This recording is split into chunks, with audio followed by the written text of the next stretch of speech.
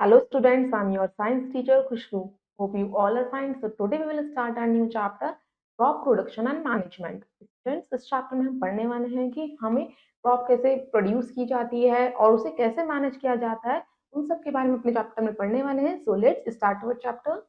Chapter first, crop production and management. सबसे पहले हम देखते हैं we will learn food resources, improving crop production, food from animals and plants, agricultural practices और tips, nitrogen cycle. इन topics को हम अपने चैप्टर में कवर करेंगे. उससे पहले हम स्टार्ट करते हैं फूड रिसोर्सेज से. तो students, food is one of our basic needs. आप सभी को पता है फूड हमारी बेसिक नीड होता है. हम सब फूड के बिना नहीं रह सकते और फूड हमारी हेल्प करता है ग्रोथ करने में. आप ग्रो करते हैं जब आप फूड ईट करते हैं, आपके बॉडी पार्ट्स डेवलप करते हैं, जो आपके बॉडी के टिश्यूज हैं वो रिपेयर हो जाते हैं अगर आप अच्छा हेल्दी फूड लेते हैं. और जो आपका फूड है वो आपके बॉडी को डिफरेंट डिफरेंट फंक्शंस परफॉर्म करने में हेल्प करता है. बच्चों, आपको पता है जो भी सारे लिविंग थिंग्स होते हैं जैसे ह्यूमन बींग्स और एनिमल्स में से सिर्फ प्लांट्स ही ऐसा लिविंग थिंग है जो अपना फूड खुद प्रिपेयर करते हैं. बाकी एनिमल्स और ह्यूमन बींग्स कौन है, वो उन पे डिपेंड रहते हैं, वो हीटरोट्रॉपिक मोड कहलाते हैं. और जो हमारे प्लांट्स हैं वो हमारे ऑटोट्रॉपिक मोड कहलाते हैं क्योंकि वो आपका फूड खुद प्रिपेयर करते हैं. बच्चों, आपको पता है कि कई साल पहले जो ह्यूमन बींग्स थे उन्होंने फार्मिंग करना सीख लिया था. वो क्या करते थे, फार्मिंग करते थे, एनिमल्स को रियर करते थे और अपनी फूड रिक्वायरमेंट को फुलफिल करते थे. बच्चों, अब समय ऐसा आ गया है कि जो 70% हमारी इंडिया की पॉपुलेशन है अब वो फार्मिंग कर रही है, फार्मिंग में इंगेज हो गई है. इस तरीके से वो क्रॉप को प्रोड्यूस करती है, ग्रो करती है. बच्चों, फर्स्ट ऑफ ऑल एग्रीकल्चर होता क्या है? एग्रीकल्चर का मीन्स होता है एक साइंस है, स्टडी है, या हम आर्ट भी कह सकते हैं. ये लैंड को कैसे कल्टीवेट किया जाता है और कैसे क्रॉप्स को रेज करा जाता है या ग्रो करा जाता है. तो स्टूडेंट्स, अब हमारी जो एग्रीकल्चर 70% पॉपुलेशन कर रही है, एग्रीकल्चर में वो इंगेज है. एग्रीकल्चर में डिफरेंट डिफरेंट फूड क्रॉप्स को वो ग्रो कर रही है, एनिमल्स को रियर कर रही है, इसके अकॉर्डिंग वो अपने फूड के रिक्वायरमेंट को फुलफिल कर रहे हैं. बच्चों, हमारे इंडिया के अलग अलग पार्ट्स में अलग अलग तरीके की क्रॉप्स को ग्रो करा जाता है, कल्टीवेट करा जाता है. जैसे हमारी अलग अलग तरीके की क्रॉप्स कौन कौन सी होती है? Cereals, pulses, vegetables, spices, fruits. इन तरीके के क्रॉप्स को ग्रो करा जाता है. और जो हमारे एनिमल से फूड रिक्वायरमेंट हमारी फुलफिल होती है वो कौन सी है? हमें फूड एनिमल कौन कौन से फूड प्रोडक्ट्स देते हैं? जैसे meat, eggs, honey and dairy products. तो स्टूडेंट्स, अब हम स्टार्ट करते हैं अपना टॉपिक क्रॉप प्लांट्स. बच्चों, क्रॉप प्लांट्स क्या होते हैं? जब बहुत सारे प्लांट्स एक बड़े से स्केल पे एक बड़े से फील्ड में ग्रो करे जाते हैं उसे हम क्रॉप प्लांट्स कहते हैं. और ये सारे कंज्यूम करे जाते हैं बहुत सारी पॉपुलेशन के द्वारा. बच्चों, इसे हम क्रॉप प्लांट्स भी कह सकते हैं या सिंपली क्रॉप भी कह सकते हैं. जो हमारी अलग अलग तरीके की क्रॉप्स ग्रो करी जाती है इंडिया में, जिसके बच्चों सीरियल क्रॉप्स के एग्जांपल्स आते हैं राइस, व्हीट एंड बार्ले. ये सब भी कंज्यूम करे जाते हैं मैन के द्वारा. और बच्चों, जहाँ पे किसी भी रीजन में या किसी भी स्टेट में कहीं पे पॉपुलर फूड होता है वो उसका स्टेपल फूड कहलाया जाता है. वो उनके सिविलाइजेशन के अकॉर्डिंग होता है. कुछ क्रॉप प्लांट्स हैं जो इंडिया में ग्रो करे जाते हैं, उसकी लिस्ट आपको गिवन है. जैसे सीरियल्स और ग्रीन क्रॉप्स. बच्चों, सीरियल और ग्रीन क्रॉप्स कौन कौन सी होती है? हमारी राइस, व्हीट. फाइबर क्रॉप्स कौन सी होती हैं? Cotton, jute. पल्सेस में ग्राम्स आ जाते हैं. ऑयल सीड यानी जिन सीड से आप कुकिंग ऑयल बनाते हैं, प्रिपेयर करते हैं, जैसे मस्टर्ड ऑयल हो गया या आपका सनफ्लावर ऑयल हो गया.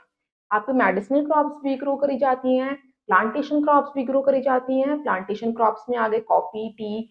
शुगर क्रॉप्स भी ग्रो करी जाती हैं. शुगर क्रॉप्स वो होती हैं जिससे शुगर मैन्युफैक्चर किया जाता है, जैसे शुगर केन. गन्ने से ही तो शुगर और गुड़ बनाया जाता है जिसे हम जैगरी कहते हैं. और रूट क्रॉप्स भी होती हैं ग्रो, स्वीट पोटैटो जिसे हम कहते हैं. तो इस तरीके से बच्चों आपको डिफरेंट डिफरेंट रीजन में डिफरेंट डिफरेंट क्रॉप्स को ग्रो किया जाता है. नेक्स्ट आपका टॉपिक आता है crop season in India. India में जो सीजन्स के अकॉर्डिंग ही क्रॉप को कल्टीवेट किया जाता है उसके बारे में हम पढ़ते हैं. आपको पता है कि हमारी इंडिया एक बहुत बड़ी कंट्री है और यहाँ का जो क्लाइमेट रहता है वो भी डाइवर्स होता है, डिफरेंट होता है अलग अलग रीजन पे. बच्चों, डाइवर्स क्लाइमेट का मीन्स होता है कहीं पे ज्यादा टेम्परेचर है, कहीं पे ह्यूमिडिटी ज्यादा हो रही है, कहीं पे बारिश कम है, ज्यादा है. ये रीजन टू रीजन वेरीफाई करता है.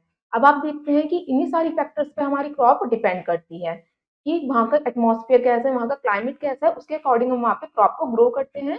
हमारा जो ग्रोइंग सीजन है वो है हमारा खारिफ एंड रबी. ये हमारे दो क्रॉप सीजन होते हैं, खारिफ एंड रबी. उसके बारे में हम पढ़ते हैं. फर्स्ट आता है आपका खारिफ क्रॉप. जो ये खारिफ क्रॉप होती है जनरली बच्चों मानसून सीजन में ग्रो करी जाती है. मानसून सीजन यानी जो रेनी सीजन होता है जहाँ पे बारिश होती है उस मंथ में. जैसे जून टू जुलाई में इसे हम सोन करते हैं और इसे हार्वेस्ट करते हैं हम सितंबर टू अक्टूबर मंथ में। और इसके क्रॉप्स होते हैं खरीफ क्रॉप्स आपके, जैसे पैडी हो गया, पैडी को हम राइस कहते हैं, कॉटन हो गया, ग्राउंडनट हो गया, सोयाबीन हो गया, ये सारे आपके खरीफ क्रॉप्स होते हैं। नेक्स्ट आता है आपका रबी क्रॉप्स। रबी क्रॉप्स वो होते हैं जो विंटर सीजन में क्या करते हैं हम ग्रो करते हैं और उसे हार्वेस्ट करते हैं हम मार्च सीजन में। और जो आपके कौन कौन से क्रॉप्स हैं जो विंटर सीजन में सो करते हैं हम, वो हमारी पी है, मस्टर्ड है, बार्ले है, ये सारी हमारी रबी क्रॉप्स होती हैं। बच्चों आपके खरीफ और रबी के बाद आपका आता है कुछ क्रॉप्स ऐसी होती हैं जो समर सीजन में भी ग्रो करी जाती हैं और हार्वेस्ट करी जाती हैं, जैसे पल्सेस एंड वेजिटेबल्स। यहाँ पे कुछ क्रॉप्स की इमेजेस दे रखी हैं। Paddy crop, wheat crop, pearl millet crop, sugar cane crop, mustard crop, sunflower crop, cotton crop and last maize crop. Next आता है आपका टॉपिक एग्रीकल्चरल प्रैक्टिसेस और टिप्स। बच्चों जो हमारे फार्मर्स एग्रीकल्चर करते हैं उसके लिए कुछ स्टेप्स भी तो फॉलो करते हैं वो, जब भी तो हमारे क्रॉप्स को वो क्या करते हैं ग्रो कर पाते हैं, लैंड को कल्टीवेट कर पाते हैं, उन्हीं हम स्टेप्स को पढ़ते हैं। फर्स्ट आता है आपका प्रिपरेशन ऑफ सॉइल, सेकंड आता है प्लगिंग या लेवलिंग, थर्ड होता है सोइंग ऑफ सीड्स, फोर्थ आता है मैन्योरिंग, फिफ्थ होता है इरिगेशन, सिक्स्थ होता है वीडिंग, सेवेंथ होता है क्रॉप प्रोटेक्शन, एट्थ होता है हार्वेस्टिंग, नाइन्थ आता है threshing and winnowing and last tenth आता है स्टोरेज। बच्चों अब हम इन टॉपिक्स के इन स्टेप्स के बारे में डिटेल में पढ़ते हैं। So let's start. उससे पहले हम देखते हैं bits and bytes. Green plants require at least 16 different minerals for their growth. बच्चों जो ग्रीन प्लांट्स हैं उन्हें ना, जो हरे आप प्लांट्स देखते होंगे जिनकी लीव्स ग्रीन होती हैं, उन्हें कम से कम 16 डिफरेंट मिनरल्स चाहिए होते हैं ग्रो करने के लिए, जब भी वो ग्रो कर पाते हैं। तो अब हम स्टेप्स पढ़ते हैं कि एग्रीकल्चर के दौरान कौन कौन से स्टेप्स फॉलो किए जाते हैं। सो फर्स्ट आता है प्रिपरेशन ऑफ सॉइल। बच्चों प्रिपरेशन ऑफ सॉइल का मीन्स होता है कि प्लांट जो है, आप फर्स्ट ऑफ ऑल प्लांट किस पे डिपेंड करता है, न्यूट्रिएंट्स पे डिपेंड करता है, वाटर सप्लाई पे डिपेंड करता है और किस पे, सॉइल पे डिपेंड करता है। बच्चों ये हमारा है कि हमारा फर्ज है, फार्मर्स का फर्ज होता है कि सॉइल को क्या बनाए, न्यूट्रिएंट अवेलेबल बनाए जिससे प्लांट्स अच्छे से ग्रो कर पाए। बच्चों सॉइल में कौन कौन से न्यूट्रिएंट्स होने चाहिए, जैसे मिनरल हो गया, एयर, वाटर, लिविंग ऑर्गेनिजम्स जो क्या करते हैं सॉइल को फर्टाइल बनाते हैं, ये सारे न्यूट्रिएंट सॉइल में होने चाहिए, तभी हमारा प्लांट क्या हेल्दी ग्रो कर पाएगा। बच्चों हमारे ये देखते हैं फार्मर्स, ये देखते हैं सबसे पहले क्या करते हैं, वो सॉइल को प्रिपेयर करते हैं जहाँ पे वो प्लांट्स को, क्रॉप्स को ग्रो करना चाहते हैं। वो कैसे करते हैं प्रिपेयर सॉइल को, फर्स्ट ऑफ ऑल वो करते हैं प्लगिंग, नेक्स्ट करते हैं लेवलिंग, नेक्स्ट बाद में क्या करते हैं उसमें फर्टिलाइजर्स को अप्लाई करते हैं। तो फर्स्ट ऑफ ऑल हम क्या करेंगे, प्लोइंग करेंगे। प्लोइंग और टाइलिंग के बारे में पढ़ते हैं। The process of loosening and turning the soil is known as ploughing और टाइलिंग। बच्चों सॉइल को लूज करना या उस सॉइल को टर्न कर देना, फर्टाइल बना देना, उसे हम प्लोइंग कहते हैं या लेवलिंग भी कहते हैं या टाइलिंग भी कह सकते हैं। बच्चों ये इसके कुछ एडवांटेजेस होते हैं कि फार्मर्स प्लोइंग क्यों करते हैं सॉइल को। फर्स्ट ऑफ ऑल वो क्या करते हैं, सॉइल को लूज करना चाहते हैं जिससे कि जो प्लांट्स जब ग्रो करें तो उनकी रूट से सॉइल के अंदर तक चली जाए। नेक्स्ट वो इसलिए रीजन करते हैं, नेक्स्ट रीजन आता है कि जिससे कि ज्यादा से ज्यादा जो एयर है वो ट्रैप हो जाए सॉइल के अंदर, जिससे जो रूट से आसानी से ग्रो कर पाए और ब्रीथ कर पाए सॉइल के अंदर, इसलिए वो सॉइल को लूज करते हैं। थर्ड आता है आपका सॉइल को न्यूट्रिएंट्स रिच बनाने के लिए वो सॉइल को क्या करते हैं, फ्लो करते हैं, लूज करते हैं, जिससे उसके अंदर सारे न्यूट्रिएंट्स आसानी से एब्जॉर्ब हो जाएं। या फोर्थ आता है आपका रीजन, जो सॉइल को लूज करते हैं वो इसलिए करते हैं कि बच्चों जब वो लूज करते हैं उस प्रोसीजन के दौरान जो सारे वीड्स प्लांट्स होते हैं, वीड्स मतलब जो अनवांटेड प्लांट्स होते हैं, वो रिमूव हो जाते हैं अपने आप ही। इसकी वजह से वो सॉइल को क्या करते हैं, फ्लो करते हैं। नेक्स्ट रीजन आता है आपका, it helps improve the soil drainage so that retain moisture for a longer duration। वो क्या करते हैं, सॉइल में ड्रेनेज पैदा करते हैं, एयर के लिए स्पेस बनाते हैं, वाटर के लिए स्पेस बनाते हैं, जिससे कि ज्यादा से ज्यादा अमाउंट का वाटर सॉइल में एब्जॉर्ब हो जाए। नेक्स्ट रीजन आता है आपका फ्लोइंग करने का, फार्मर्स फ्लो क्यों करते हैं, जिससे कि अच्छे से फर्टिलाइजर सब सॉइल में मिक्स हो जाए। अगर सॉइल क्या होगी, लूज होगी, तो फर्टिलाइजर्स भी आसानी से मिक्स हो जाएंगे उसमें। और इसलिए नेक्स्ट रीजन आता है कि प्रीडेटर से बचने के लिए, जो भी प्रीडेटर्स होते हैं, अनवांटेड प्लांट्स होते हैं, इंसेक्ट्स होते हैं, वो सब फ्लोइंग के दौरान क्या हो जाते हैं, किल हो जाते हैं। इसकी वजह से आपकी सॉइल क्या हो जाती है, बिल्कुल प्रिपेयर हो जाती है, जहाँ पे हम अपने क्रॉप्स को ग्रो कर सकते हैं। बच्चों अब हम जो प्लोइंग करते हैं उसके लिए कुछ टूल्स की भी जरूरत होती है। कौन कौन से टूल्स होते हैं इसके लिए, हम यूज करते हैं प्लोइंग के दौरान, वो होते हैं हमारे प्लो, हो एंड कल्टीवेटर। बच्चों प्लो क्या है, बहुत समय पहले से, एंशिएंट टाइम से यूज होता आया है फार्मर्स के द्वारा। जब वो सॉइल को टाइल करते हैं, फर्टिलाइजर ऐड करते हैं क्रॉप में, या वीड्स को रिमूव करते हैं, या सॉइल को स्क्रैप करने के लिए वो इन टूल्स का ही यूज करते हैं। जैसे आपको इमेज में गिवन है कि फार्मर किसकी हेल्प से करते थे पहले plough, with the help of bullock cart. Bullock cart की हेल्प से करते थे पहले प्लो, अब टूल्स भी आ गए थे फिर बाद में लास्ट में ट्रैक्टर्स आए थे। बच्चों जो ये इनका प्लो का टूल था वो किससे बना होता था, वुड से, लकड़ी से या आयरन से, लोहे का बना होता था। या वो क्या करते थे, अपने जो फार्म को वो प्लो कर देते with the help of bullocks या ट्रैक्टर्स, ट्रैक्टर्स की मदद से भी करते थे वो। बच्चों एक सिंपल टूल होता है जो फार्मर्स यूज करते हैं, ये वुड या आयरन का बना होता है, एक स्ट्रांग होता है, मजबूत होता है, ये टूटता नहीं है। जो इसके आगे के ब्लेड्स होते हैं वो ब्रॉड होते हैं, चौड़े होते हैं और बेंट होते हैं, जिसकी वजह से क्या करता है वो आसानी से सॉइल को लूज कर पाता है।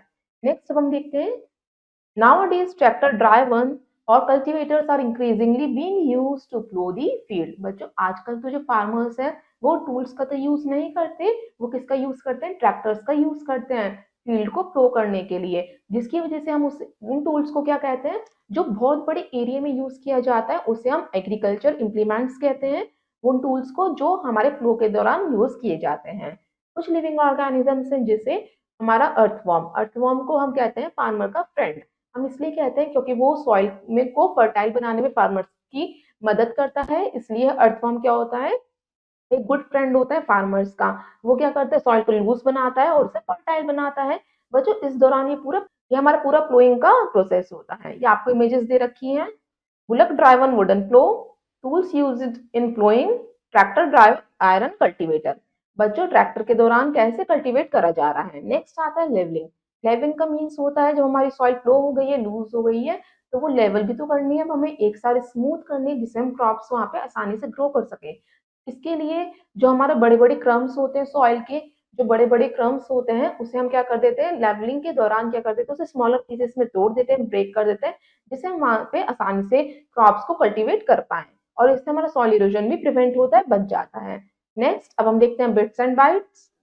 There are certain crops like paddy for which seeds are not directly sown in the field. They are first germinated in nurseries and then the seedlings are transferred to the main field. This is known as transplantation. मुझे transplantation का means होता है, कुछ crops होते हैं जैसे paddy crops को हम राइस क्रॉप्स भी कहते हैं, जिसके सीड्स जो डायरेक्टली सोन नहीं किए जाते फील्ड में, बल्कि उसे पहले अलग जगह पे जर्मिनेट किया जाता है, फिर उसे देन प्लांट किया जाता है फील्ड में, उसे हम ट्रांसप्लांटेशन कहते हैं। नेक्स्ट आता है आपका स्टेप सोइंग ऑफ सीड्स। अब हमने अपने सॉइल को प्रिपेयर कर लिया, अब क्या करेंगे, हम उसमें सीड्स को सो करेंगे। तो सोइंग ऑफ सीड्स मतलब होता है जब हमारी सॉइल रेडी हो गई है तो फार्मर्स उसमें सीड को सो करते हैं, बीज बोते हैं। बच्चों जब सीड्स को सो किया जा रहा है तो हमारे सीड्स कैसे होने चाहिए, हेल्दी और गुड क्वालिटी की सीड्स होने चाहिए, जिससे उसमें कुछ भी फंगल स्पोर्स ना हो और हमारे क्रॉप्स जो है हेल्दी ग्रो करें। बच्चों दो तरीके होते हैं सोइंग ऑफ सीड्स के, वो हम पढ़ते हैं। फर्स्ट आता है आपका ब्रॉडकास्टिंग, नेक्स्ट आता है यूजिंग सीड ड्रिल। ब्रॉडकास्टिंग में बच्चों क्या होता है, जो फार्मर्स होते हैं अपने हाथों के द्वारा फील्ड में सीड्स को सो करते हैं, डालते हैं, बीज बोते हैं, उसे हम क्या कहते हैं, ब्रॉडकास्टिंग कहते हैं। नेक्स्ट हमारा मेथड आता है यूज्ड सीड ड्रिल। बच्चों सीड ड्रिल का यूज करते हैं फार्मर्स, वो इसलिए करते हैं, जैसे कुछ सीड का हम एग्जांपल ले सकते हैं, वीट, गेहूं की जब वो सीड्स डालते हैं, वो सीड ड्रिल उनका हेल्प करता है। सीड ड्रिल एक मेटल की ट्यूब होती है जिसके ऊपर एक फनल लगा होता है, और ये पूरा जो apparatus होता है, ये इक्विपमेंट जो होता है ट्रैक्टर से अटैच रहता है। जब भी वो ट्रैक्टर चलाते हैं तो एक सीक्वेंस में ही उनके सीड्स जो है सो होते हैं फील्ड में या फार्म में, इस तरीके से उनके एक सीक्वेंस में ही क्रॉप्स ग्रो करते हैं। तो एक बिल्कुल ये फाइन मेथड होता है जिससे फार्मर्स अपने सीड्स को सो कर सकते हैं। कुछ एडवांटेजेस भी देखे गए हैं सीड ड्रिल के, इसलिए ज्यादातर फार्मर सीड ड्रिल का यूज करते हैं। जैसे अगर हम सीड्स एक जगह पे ज्यादा नहीं गिरेंगे बल्कि प्रॉपरली स्पेस पे सारे सीड्स गिरेंगे, और दूसरा होता है कि वो अंदर तक जाते हैं सॉइल के, इसलिए उन्हें पूरे न्यूट्रिएंट्स मिलते हैं, वो अच्छे से ग्रो कर पाते हैं। नेक्स्ट हम देखते हैं, जो बच्चों प्लांट्स होते हैं जैसे राइस, वो फार्मर्स क्या करते हैं, फर्स्ट ऑफ ऑल उसके सीड्स को जर्मिनेट करते हैं नर्सरी में, फिर उसे प्लांट करते हैं अपनी फील्ड में, उसे हम ट्रांसप्लांटेशन कहते हैं। ये बच्चों यूज दिखा रखा है आपको सीड ड्रिल का। बच्चों नेक्स्ट स्टेप आता है एग्रीकल्चर प्रैक्टिस का आपका मैन्योर। बच्चों अब हमने अपनी सीड्स को क्या कर दिया है, सो कर दिया है सॉइल में, अब हमें सॉइल मैन्योर बच्चों फर्स्ट ऑफ ऑल एक ऐसा नेचुरल सब्सटेंस होता है जो प्रिपेयर किया जाता है हमारे प्लांट्स और एनिमल्स के डिकम्पोजिशन से या डेड रिमेन से। ये हमारा क्या होता है, ज्यादातर काउडंग ले सकते हैं हम, एनिमल बोन से ले सकते हैं, या डेड लीव्स जो हमारे पत्ते झड़ गए हैं वो सारे मिलके क्या बनाते हैं, मैन्योर बनाते हैं। और ये सारा मैन्योर किसकी एक्शन की वजह से बनता है, जो हमारे सॉइल में माइक्रोब्स होते हैं उसकी वजह से ये मैन्योर में कन्वर्ट हो जाते हैं। मैन्योर में सबसे ज्यादा ह्यूमस होता है, ह्यूमस मीन्स ऑर्गेनिक मैटर सबसे ज़्यादा होता है जो प्लांट्स के लिए बहुत हेल्पफुल होता है, जिससे प्लांट्स ईजिली और आसानी से ग्रो कर पाते हैं। बच्चों, मैन्योर के कुछ एडवांटेजेस देखे गए हैं, वो हम रीड करते हैं। फर्स्ट ऑफ ऑल आता है आपका एडवांटेजेस में इम्प्रूव सॉइल टेक्सचर। आप देखेंगे आपका जो सॉइल का टेक्सचर है वो अच्छा हो जाता है, इससे आपको पता चल जाता है कि आपकी सॉइल में न्यूट्रिएंट्स फुलफिल हो रहे हैं। नेक्स्ट, जो आपके माइक्रोब्स होते हैं वो सॉइल के फ्रेंडली माइक्रोब्स होते हैं, वो आपके सॉइल को नुकसान नहीं पहुंचाते बल्कि उसे फर्टाइल बनाते हैं।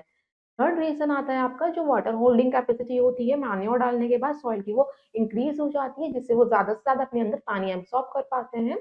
फोर्थ आता है आपका जो सॉइल है फिर वो मैन्योर डालने के बाद पोरस हो जाती है, जिसकी वजह से वो एक्सचेंज आसानी से कर पाती है गैसेस का।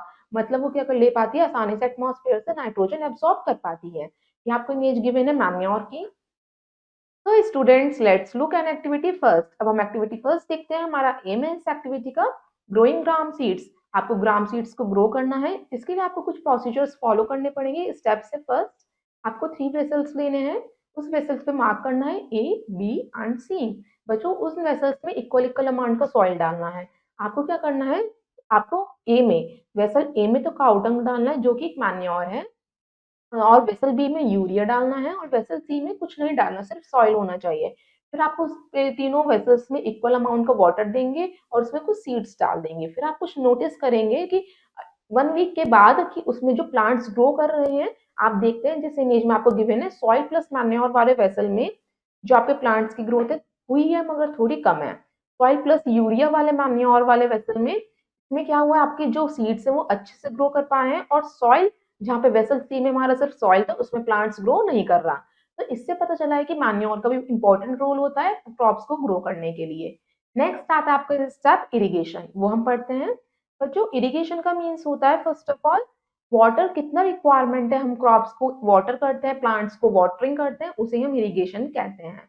पौधों को पानी देना या खेतों में पानी देना, ये हमारा इरिगेशन होता है। जो हमारी क्रॉप की ईल्ड है, मतलब क्वालिटी है, वो डिपेंड करती है इरिगेशन पे। कुछ क्रॉप से उन्हें ज्यादा पानी की जरूरत होती है, अगर हम उन्हें कम पानी दे देंगे, कम इरिगेट करेंगे तो वो क्रॉप नहीं कर ज्यादा अच्छे से क्रॉप ग्रो नहीं कर पाएंगे। मगर अगर हम कुछ क्रॉप्स ऐसी होती हैं जिन्हें कम पानी की नीड होती है, अगर हम उन्हें ज्यादा पानी दे देंगे तो वो खराब हो जाएंगी। तो हमें पता होना चाहिए कि कौन से क्रॉप को कितने अमाउंट का पानी चाहिए होता है, हमें उन्हें कितना इरिगेट करना है और किस टाइम पे इरिगेट करना है, क्योंकि इनके डिफरेंट डिफरेंट क्रॉप्स के डिफरेंट डिफरेंट इरिगेटिंग टाइम होते हैं।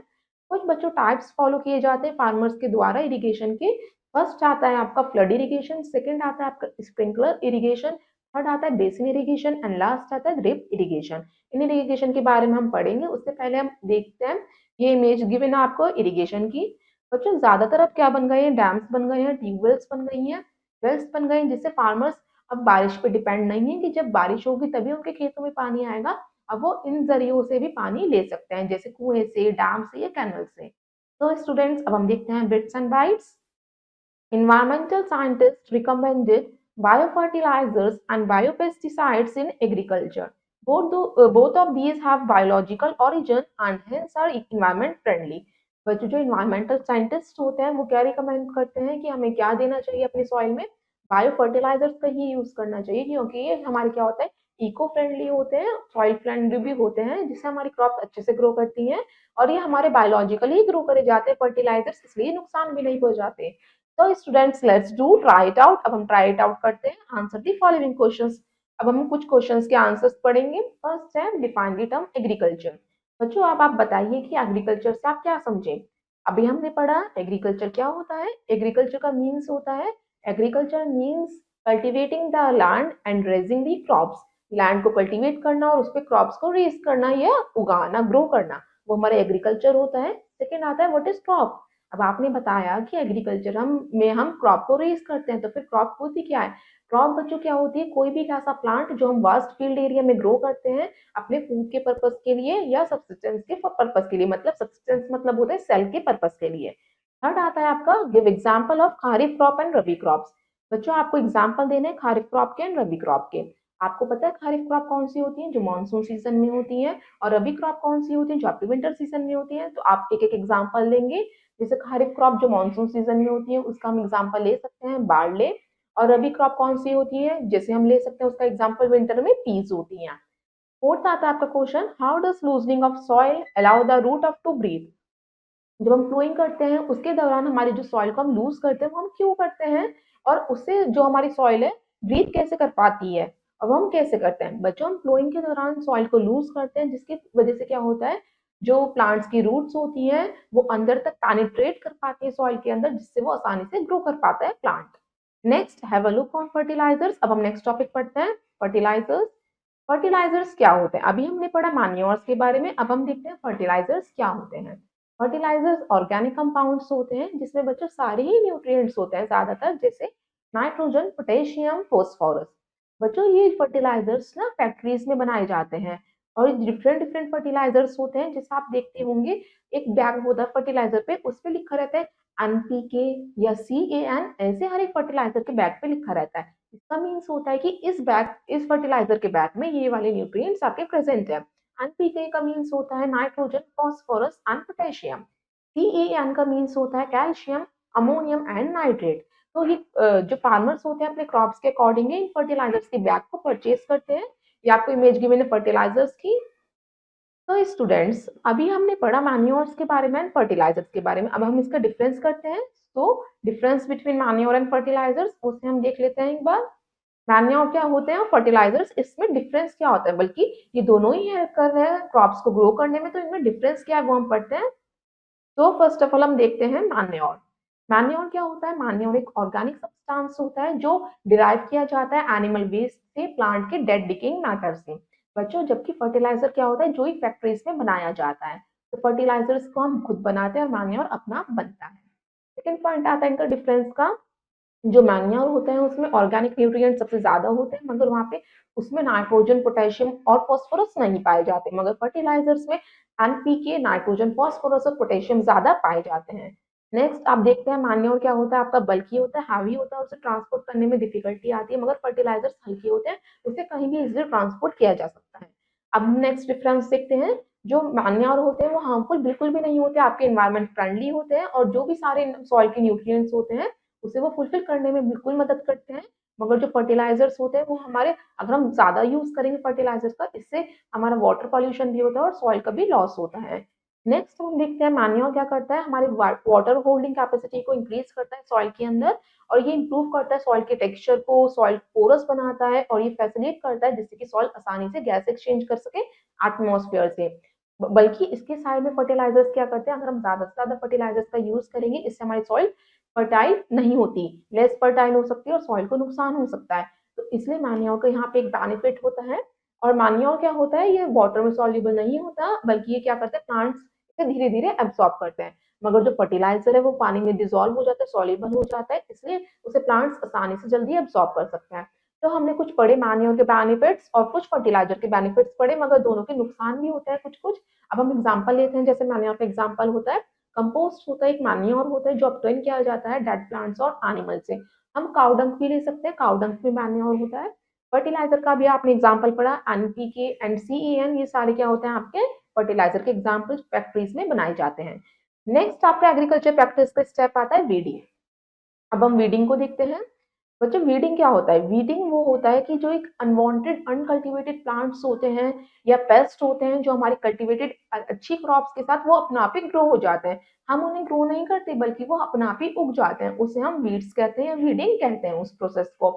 बच्चों दूसरे वर्ड्स में हम वीडिंग को कह सकते हैं कि जो प्लांट पेस्ट, जो हमारे प्लांट्स की, जो हम हेल्दी क्रॉप्स ग्रो कर रहे हैं उसके अलावा जो भी चीज ग्रो हो रही है वो हमारी सारी वीड्स ही कहलाती है। बच्चों ये हमारे लिए कमर्शियल क्रॉप्स के लिए बहुत बड़ा थ्रेट है, ये हमें नुकसान पहुंचा सकता है हमारी क्रॉप्स को। कैसे बच्चों, जब भी हम सनलाइट मिलती है, जो भी हमारे एयर से जो भी गैसेस मिलती हैं या जो भी सारे सॉइल से मिनरल्स मिलते हैं वो सारे वीड्स भी एब्सॉर्ब कर लेता है। और आपको पता है वीड्स की जो ग्रोथ होती है वो नॉर्मल क्रॉप्स के ग्रोथ से ज्यादा होती है। वीड्स को हम आसान शब्दों में कह सकते हैं जंगली पेड़ पौधे। बच्चों आपने देखा होगा जो जंगली पेड़ पौधे होते हैं वो तो कम ही चीजों में, कम ही न्यूट्रिएंट्स में ही जितनी जल्दी ग्रो कर पाते हैं, इसलिए वो जो हमारी हेल्दी क्रॉप्स है उन्हें ग्रो करने नहीं देते। इससे हमारी क्रॉप्स को क्या हो सकता है, नुकसान हो सकता है। इसलिए हमें क्या करना चाहिए, रेगुलरली इन वीड्स को क्लियर करते रहना चाहिए। और बच्चों हमें क्या, ये किस कैसे स्प्रेड करते हैं, जो ये वीड्स करते हैं अपने होस्ट प्लांट की हेल्प से ही स्प्रेड करते हैं, उसमें माइक्रो ऑर्गेनिजम्स पैदा हो जाते हैं और पेस्ट आ जाते हैं जिससे हमारी क्रॉप्स को, कल्टिवेटेड क्रॉप्स को नुकसान पहुंचाता है। बच्चों जो वीड्स को हम रिमूव करते हैं अपनी फील्ड में से, उस प्रोसेस को हम क्या कहते हैं, वीडिंग कहते हैं। और बच्चों कुछ कॉमन वीड्स के आपको इमेजेस गिवन है, जैसे जैसे आपको first of all image given है वीडिंग ऑफ अ क्रॉप की। नेक्स्ट अब आपके कुछ वीड्स की इमेजेस दे रखी हैं, जैसे अमरथंस, कैनोपोडियम, कॉन्वोल्वस, वाइल्ड ओट, ग्रास, ये सारे बच्चों आपके कॉमन वीड्स हैं जो आपके हेल्दी क्रॉप प्लांट्स के साथ ग्रो हो जाते हैं अपना आप ही। अब हम देखते हैं bits and bytes. Growth of wheat is more in kharif crop in comparison to rabi crop. बच्चों जो वीट से जंगली पेड़ पौधे हैं वो खारिफ क्रॉप के साथ ज्यादा ग्रो करते हैं in comparison to rabi crops. So students, weeding को हम कैसे डन कर सकते हैं, हम मतलब कि वीड्स को कैसे रिमूव कर सकते हैं अपनी फील्ड में से।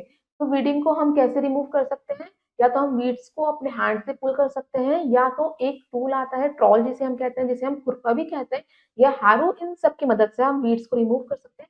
बच्चों कुछ फार्मर्स केमिकल का भी यूज करते हैं फील्ड्स में से वीड्स को रिमूव करने के लिए। उन केमिकल से क्या करते हैं, वो वीड्स को किल कर देते हैं। उन केमिकल्स को हम कहते हैं वीडीसाइड्स, जो वीड्स को किल करने में हेल्पफुल करते हैं। बच्चों कुछ केमिकल्स होते हैं जैसे 2,4-D। 2,4-D कौन सा होता है, 2,4-डाइक्लोरो फिनॉक्सी एसिडिक एसिड होता है। ये क्या करता है, आपके वीड्स को किल कर देता है। बल्कि ये जो केमिकल्स होते हैं, आपको लग रहा होगा कि आपके क्रॉप्स को नुकसान पहुंचाते हैं, ये बिल्कुल भी आपकी हेल्दी क्रॉप को नुकसान नहीं पहुंचाते, बल्कि सिर्फ ये वीड्स को ही किल करते हैं। मगर आप बच्चों एक तरीके से देखा जाए तो ये हमारे इन्वायरमेंट फ्रेंडली तो नहीं होते हैं, तो ये केमिकल्स ही, तो हमें कम से कम ये केमिकल का यूज करना चाहिए, क्योंकि ये क्या करते हैं, हमारी सॉइल को इनफर्टाइल बना देते हैं, मगर ये क्रॉप्स को तो नुकसान नहीं पहुंचाते। इसलिए हमें सेफली इन वीड्स को डिस्ट्रॉय करना चाहिए। ये आपको इमेज गिवन है हैरो की, जो क्या करते हैं, इससे हम वीड्स को रिमूव करते हैं बाय मैनुअल। नेक्स्ट आता है आपका स्टेप क्रॉप प्रोडक्शन। बच्चों हमने वीड्स को भी रिमूव कर दिया, अब हम अपने क्रॉप को प्रोटेक्ट कैसे कर सकते हैं उसके बारे में हम पढ़ते हैं। बच्चों जो भी हमारे सारे कल्टीवेटेड प्लांट्स होते हैं वो अटैक कर दिए जाते हैं। किससे अटैक हो जाते हैं, वो पैथोजन से। पैथोजन उस पर अटैक करते हैं, जिसकी वजह से कुछ डिजीजेस हो सकते हैं और हमारी क्रॉप क्या हो जाती है, खराब हो जाती है, लॉस हो जाती है। बच्चों कौन कौन से पैथोजेंस होते हैं जो हमारी क्रॉप पे अटैक करते हैं, वो होते हैं वायरस, बैक्टीरिया, फंगाई। ये सारे हमारे पैथोजेंस होते हैं जो हमारी क्रॉप को खराब कर सकते हैं। बच्चों इन पैथोजेंस के अलावा निमेटोड्स भी होते हैं, वर्म्स भी होते हैं, इंसेक्ट्स भी होते हैं जो हमारी फील्ड की क्रॉप्स को डिस्ट्रॉय कर देते हैं। इसलिए नेसेसरी होता है कि हम अपने क्रॉप्स का अच्छे से ध्यान रखें, प्रॉपर ध्यान रखें, जिससे कि हार्मफुल ऑर्गेनिजम्स उसके ऊपर अटैक नहीं कर पाए। बच्चों कुछ डिजीज हैं जो इस क्रॉप्स को हो जाते हैं। जैसे हमें ह्यूमन बींग्स को भी कुछ डिजीज हो जाते हैं, वैसे क्रॉप्स को भी कुछ डिजीज हो जाते हैं जब पैथोजेंस इन पे अटैक करते हैं। तो उनको हम क्या कहते हैं, सीड बॉर्न डिजीज कहते हैं। उन सीड्स खराब हो जाती हैं, जिसकी वजह से हमारी, और कुछ जो डिजीज होते हैं वो एयरबॉर्न डिजीज होते हैं, मतलब कि जो हवा की वजह से सीड को हो जाते हैं, और कुछ सॉइल बॉर्न डिजीज होते हैं। या आपके डिफरेंट डिफरेंट डिजीज होते हैं जो आपके प्लांट को हो सकते हैं। तो जो फार्मर क्या करते हैं, ज्यादातर वो अपने सीड्स को क्या करते हैं, पहले ही फंगिसाइड से क्या कर देते हैं, सही कर देते हैं, क्लियर कर देते हैं, साफ कर देते हैं, जिससे कि वो सोई करें, उस समय वो बोए तो वो क्लियर सीड को या हेल्दी सीड को ही सो करें। बच्चों जैसे फंगिसाइड होता है, बैक्टीरियासाइड्स होता है, इंसेक्टिसाइड्स होता है, ये सारे स्प्रे कर दिए जाते हैं पहले ही सीड को सो करने से पहले, जिससे कि आपका सीड हेल्दी हो जाए। बच्चों कुछ फंगिसाइड कौन कौन से होते हैं, जैसे बॉलीडॉक्स हो गया, या लाइम बिल्टॉक्स हो गया, डाइथेन हो गया, ये सारे आपके क्या होते हैं, फंगिसाइड्स होते हैं जो आपके सीड को फंगस से प्रोटेक्ट करते हैं। नेक्स्ट होता है आपका जो स्पॉइलेज होता है, इंसेक्ट पेस्ट से वो प्रिवेंट कर दिया जाता है इंसेक्टिसाइड से। जो भी आपकी सीड को इंसेक्ट या पेस्ट लग जाता है तो उसे क्लियर कर दिया जाता है डीडीटी से, मैलेथॉन से, या बीएससी से। बच्चों अब हम पढ़ते हैं कुछ कम्युनिकेबल डिजीज, यानी जो एक क्रॉप को दूसरे क्रॉप से हो सकते हैं, वो हम कंपेयर करेंगे, प्लांट्स का भी पढ़ेंगे और ह्यूमंस का भी पढ़ेंगे। So let's start. ये आपको टेबल गिवन है, some common communicable disease caused by different pathogens. Bacteria से, फंगाई से, वायरस से कौन कौन से डिजीज हो सकते हैं उसके बारे में हम देखते हैं। फर्स्ट कॉलम है आपका बैक्टीरिया का। बैक्टीरिया का हम कंपैरिजन करेंगे इन प्लांट्स। प्लांट्स में कौन से कम्युनिकेबल डिजीज होते हैं बैक्टीरिया की वजह से, और मैन में कौन से होते हैं। नेक्स्ट आता है आपका फंगाई का, in plants and in man. Next आता है आपका virus, in plants and in man. And last आता है आपका प्रोटोजोआ। बच्चों प्रोटोजोआ सिर्फ मैन में ही होता है, प्लांट्स में नहीं होता। सो इसके बारे में हम पढ़ते हैं। बच्चों ये सारे आपको डिजीज की टेबल दे रखी है, इसमें आपको बता रखा है कि प्लांट्स में बैक्टीरिया की वजह से कौन से डिजीज होते हैं और मैन की वजह से कौन से डिजीज होते हैं, ऐसे डिफरेंट डिफरेंट पैथोजेंस के बारे में बता रखा है। बच्चों प्लांट्स में बैक्टीरिया की वजह से हो सकता है blight of rice, blight of chickpea. बच्चों मैन में बैक्टीरिया की वजह से कौन कौन से डिजीज हो सकते हैं, cholera, typhoid, dysentery, diphtheria, tetanus, plague, ये सारे कौन से होते हैं, बैक्टीरियल डिजीज होते हैं।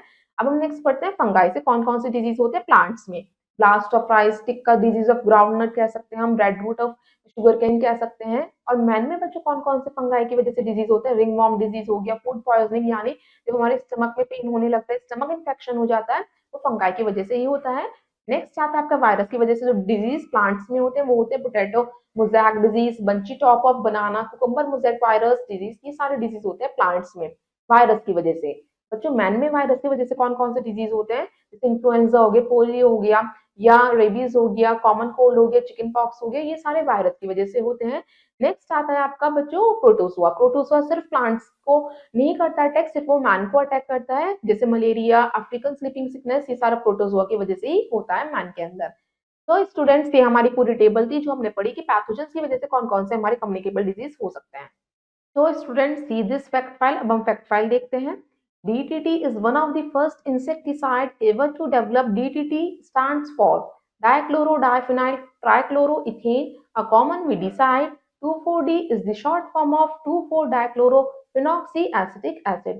बच्चों DDT क्या है, हमारी फर्स्ट इंसेक्टिसाइड थी, वो यूज की गई थी। DDT की फुल फॉर्म होती है डाइक्लोरोडाइफेनाइल ट्राइक्लोरोइथेन। बच्चों ये कॉमन वीडिसाइड है, इसको हमने शॉर्ट में करके लिख दिया है 2,4-D। इसका मीन्स है 2,4-डाइक्लोरोफिनॉक्सी एसिटिक एसिड। बच्चों अब हम करते हैं ट्राई इट आउट, इसमें कुछ क्वेश्चन है उसके आंसर्स देंगे। तो लेट्स स्टार्ट। फर्स्ट है आपका what are weeds, how do they affect the crop. बच्चों वीड्स क्या होते हैं और ये हमारी क्रॉप को कैसे अफेक्ट करते हैं। फर्स्ट ऑफ ऑल वीड्स क्या होता है, हमारे ये अनवांटेड प्लांट्स होते हैं जो क्रॉप के साथ अपना आप ही ग्रो हो जाते हैं और ये हमारी क्रॉप की ग्रोथ को रोक देते हैं। नेक्स्ट आता है आपका give one difference and one similarity between weedicide and insecticide. बच्चों इसमें फर्स्ट ऑफ ऑल डिफरेंस क्या आता है वीडीसाइड और इंसेक्टिसाइड का।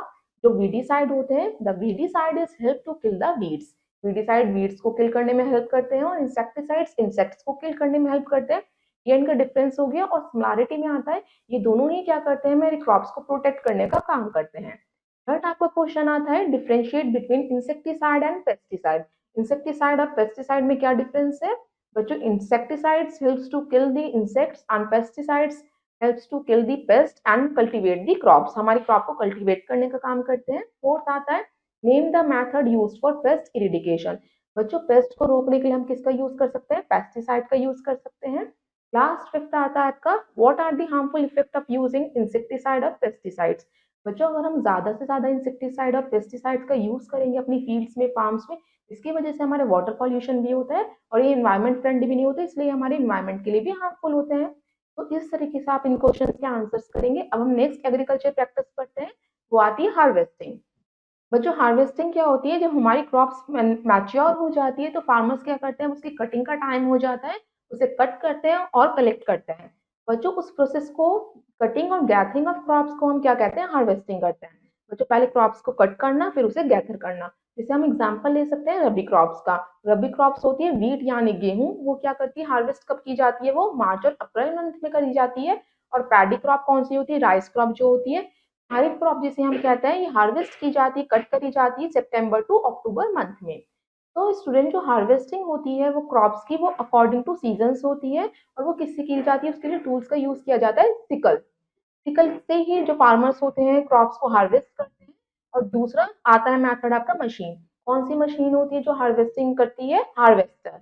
बच्चों ये जो हार्वेस्टर होता है ट्रैक्टर से अटैच रहता है, जो हेल्प करता है फार्मर्स को, फार्मर्स की क्रॉप को हार्वेस्ट करने में। नेक्स्ट आता है जो सीरियल क्रॉप्स होते हैं बच्चों, वो हार्वेस्टर ना ही सिकल से करते हैं क्लियर, हम किससे करते हैं वो क्लियर, हमारी थ्रेशिंग एंड विनोइंग प्रोसेस से। तो बच्चों अब आप के आ रहा होगा कि थ्रेशिंग और विनोइंग होता क्या है।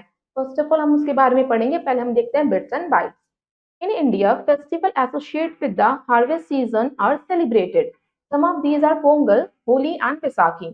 बच्चों कुछ इंडियन फेस्टिवल्स हैं, जब हार्वेस्ट सीजन आता है तो उसके दौरान वो कुछ फेस्टिवल्स को सेलिब्रेट करते हैं, जैसे पोंगल, होली एंड बैसाखी।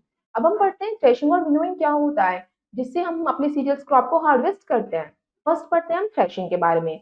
बच्चों थ्रेशिंग एक प्रोसेस होती है जो ग्रेन्स और हार्वेस्टेड क्रॉप को सेपरेट करने के लिए यूज की जाती है प्रोसेस।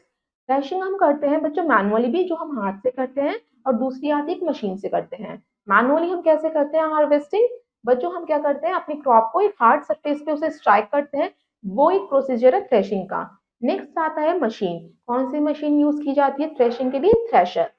बच्चों एक फार्म मशीन होती है, कंबाइनर जिसे हम कहते हैं, जिससे हम हार्वेस्टिंग और थ्रेशिंग दोनों कर सकते हैं, वो भी फार्मर यूज करते हैं। ये आपको इमेज गिवन है सिकल की, ये आपको इमेज गिवन है मैनुअल थ्रेशिंग की, नेक्स्ट है थ्रेशर की, लास्ट है कंबाइन की एंड विनोइंग की। बच्चों थ्रेशिंग जब हो जाती है, जब थ्रेशिंग कर देते हैं, उसके बाद की जाती है प्रोसेस विनोइंग की। विनोइंग का मीन्स होता है, ये एक ऐसी प्रोसेस है, इसमें से ग्रेन्स और शार्प को अलग करा जाता है with the help of wind, हवा की वजह से। इसमें ही विनोइंग की जाती है, इसमें विंड का यूज करते हैं फार्मर्स। वो क्या करते हैं, जो अपनी फ्रेश क्रॉप होती है वो क्या हो जाती है, ग्राउंड पे गिर जाती है। बच्चों जो ग्रेन्स में शार्प होता है वो बहुत लाइट होता है, इसलिए जब हवा चलती है तो जो वो शार्प होते हैं वो अलग इकट्ठे हो जाते हैं, अलग जगह कलेक्ट हो जाते हैं, और जो ग्रेन्स होते हैं वो हैवी होते हैं तो वो एक जगह इकट्ठे हो जाते हैं। इस तरीके से ग्रेन्स और शार्प अलग हो जाते हैं विनोइंग प्रोसेस से। नेक्स्ट आता है आपका स्टेप स्टोरेज। अब हमने क्या कर लिया, अपनी एग्रीकल्चर प्रैक्टिस के दौरान सोइंग ऑफ सीड्स भी कर लिया, सॉइल को प्रिपेयर करा, और कौन कौन से टूल्स को हम यूज करा उस सब के बारे में पढ़ा। अब हमने क्रॉप्स को क्या करना है, स्टोर करना है। अब हमने उन्हें कट कर लिया है, तो हम कहाँ पे स्टोर करते हैं अपने क्रॉप्स को, वो हम पढ़ते हैं। जो हार्वेस्टेड ग्रेन्स होते हैं उसे हमें स्टोर करने की भी ज़रूरत होती है। उसके लिए हमें कहाँ पे स्टोर करना है, कि ऐसी जगह जहाँ पे मॉइस्चर नहीं होता। तो हमें उसे मॉइस्चर से बचाना है, रोडेंट से बचाना है, इंसेक्ट्स और माइक्रो ऑर्गेनिज्म से प्रोटेक्ट करना है अपनी क्रॉप्स को। तो हम उसे स्टोर करते हैं। जो बड़े-बड़े ज़्यादा क्रॉप्स होती हैं वो तो आपकी कहाँ पे स्टोर की जाती है, साइलोस और ग्रेनरीज में। और जो आपके छोटे कम जो स्टोरेज होती है वो आपके गनी बैग्स में स्टोर की जाती है, मेटालिक बिन्स में। बच्चों आपको ध्यान रखना है कि जब जो फार्मर्स जो होते हैं, जो उनकी क्रॉप जब वो हार्वेस्ट करते हैं तो उसमें कुछ मॉइस्चर होता है। सबसे पहले वो क्या करते हैं, अपनी हार्वेस्ट हुई हुई क्रॉप को उसे सन के लाइट में ड्राई करते हैं, सुखाते हैं, उसके बाद ही वो उसे स्टोर करते हैं, जिससे कि कोई भी मॉइस्चर उस क्रॉप्स के अंदर ना रह जाए। अगर कोई भी मॉइस्चर हमारे क्रॉप के अंदर रह जाता है थोड़ा भी अमाउंट का, तो इसकी वजह से वो क्रॉप्स क्या हो जाती हैं, खराब हो जाती हैं, उस पे माइक्रो ऑर्गेनिज्म अटैक कर देते हैं और हमारी सारी क्रॉप्स खराब हो जाती है, डैमेज हो जाती हैं।